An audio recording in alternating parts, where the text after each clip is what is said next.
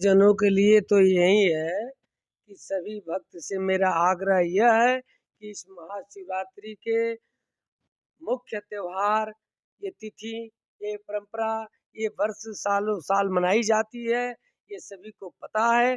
पर यह त्योहार और यह शिवरात्रि और ये जलाभिषेक का महात्म तब है कि हमारे सनातनी से अपील है सभी भक्तों से कि आप अपने आप को सनातनी बनिए, हिंदू से हट करके ऊंचा उठिए, सनातन में आइए। सनातन का मार्ग ही है शुद्ध शाकाहारी रहना। अगर शुद्ध शाकाहारी भोजन अगर मानव प्राणी ये नहीं करेगा, नहीं रहेगा, तो उसकी शरीर शुद्धता नहीं रहेगी, उसके अंदर देवत्व काम नहीं करते हैं, देवता काम नहीं करते हैं। लाख हम मंदिर में पूजा पाठ करेंगे पर हमारे काम में शक्ति नहीं आती है, शक्ति भागती है। क्योंकि हनुमान जी एक ऐसे इष्ट हैं जो बिना लहसुन प्याज, राम जी, कृष्ण जी, विष्णु है, ये सब बिना लहसुन प्याज के रहने वाले लोग हैं। तो इनके पास हम अभक्त भोजन करके इनको कैसे प्रसन्न कर सकते हैं? जबकि आज हमारे देश में अरबों की जोत बत्ती जलाई जाती है, अरबों रुपया की प्रतिदिन जोत बत्ती जलता है भारत में एक सनातन के तरफ से।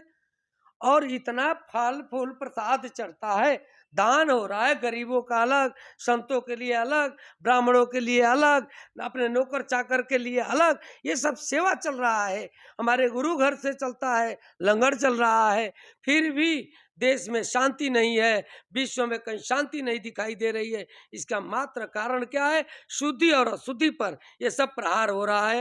ये सब प्रकृति योजना से ये युद्ध और ये विनाश, ये रोग, ये बाधा, ये किसी व्यक्ति, किसी पार्टी का दिया हुआ नहीं है। ये जो भी कुछ हो रहा है ये सब प्रभु की माया से हो रही है। उनको अपनी करना है और हमें अपना करना है। शोभा यात्रा की बात की जाए, वहाँ पर हड़दंग मचाना, ऊँची-ऊँची स्पीकर लगाना वो ठीक है, या शिव भक्ति करना?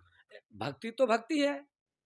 अब भक्ति में अनेक प्रकार की भक्तियां हैं। अनंत रूप में भगवान है, अनंत भगत भी हो जाते हैं। तो कोई ज्यादा धूम धड़ाका करता है।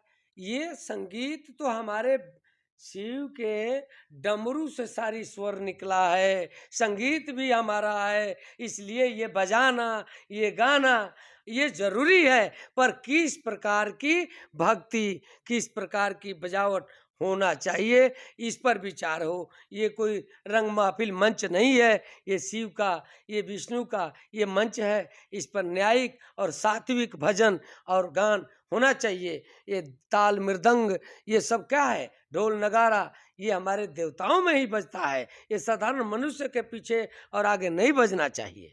शिव पार्वती को खुश करने के लिए क्या-क्या उपाय हैं? शिव पार्वती को आज के समय में खुश करने के लिए एक सबसे विशेष उपाय यही है कि आप अपने आप को शुद्धता पर ही विचार करें।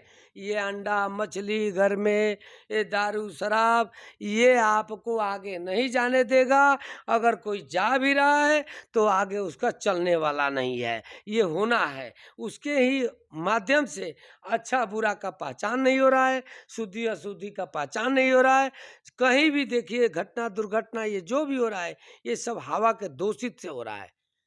जिसको साइंस कहती है कि अटैक है, जिसको साइंस कहती है पैरालिसिस है, जिसको साइंस कहती है कि ब्लॉकेज है, उसको अध्यात्म कहता है कि ये गलत हवा है, ये शरीर अशुद्ध हुआ था, ये किसी कान के माध्यम से, हवा के माध्यम से ये प्रवेश किया है शरीर में और वो नष्ट कर रहा है। आपने शुद्ध खाने की बात किया था। शुद्ध, आपने शुद्धता। लहसुन के बगैर बना खाने की बात किया। हाँ। जो भंडारे होते हैं, जो शोभा यात्रा में लंगर चलाए जाते हैं, भंडारे होते हैं, उसमें जो प्रयोग होता है, उसमें लहसुन का प्रयोग नहीं होना चाहिए। नहीं इसकी होना चाहिए, विशेष क्या कहना नहीं चाहिए? होना चाहिए।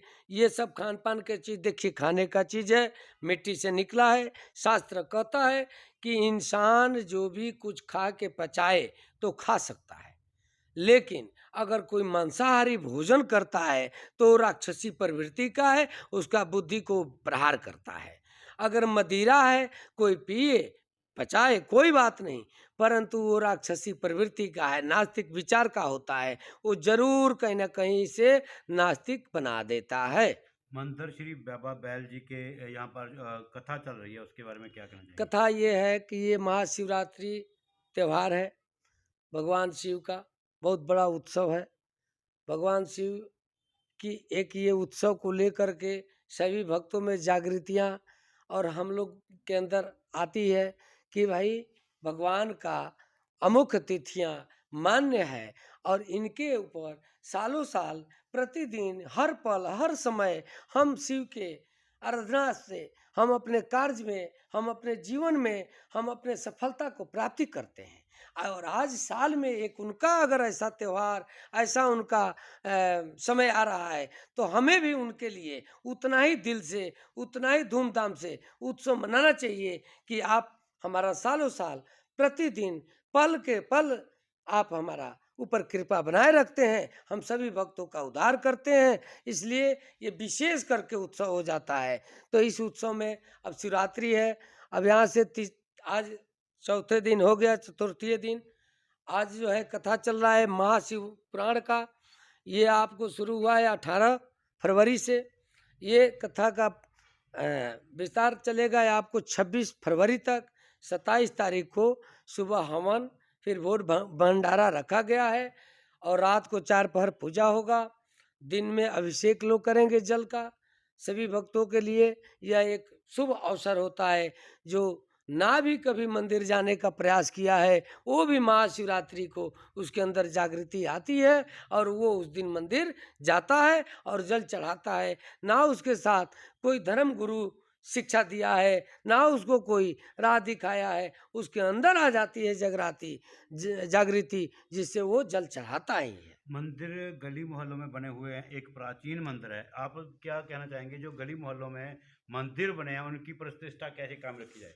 प्रतिष्ठा ये है कि भगवान तो हमारे एक हैं और इसी बात पर अनंत अभी कहे, अनंत आ जाते हैं कि मंदिर देख लें, शहर में एक ही नहीं अनेक मंदिरें हैं।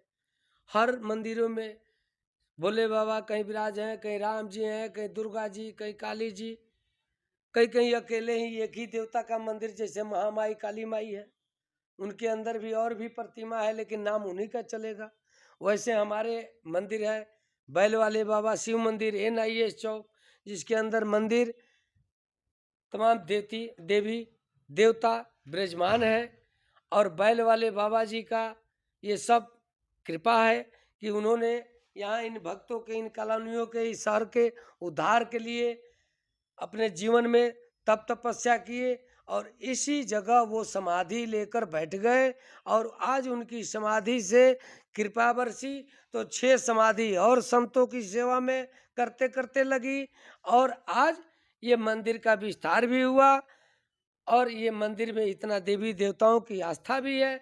तो जहाँ भी कोई गली हो, कोई कहीं भी, जहाँ भी कोई मंदिर है, कोई देवता का प्राण प्रतिष्ठा हो गया है, उस देवता का सम्मान, आदर, मर्यादा अगर उस मंदिर में रखा जाता है तो वहाँ दैवीय शक्ति उस रूप में काम करती है, वहाँ से भला होता है।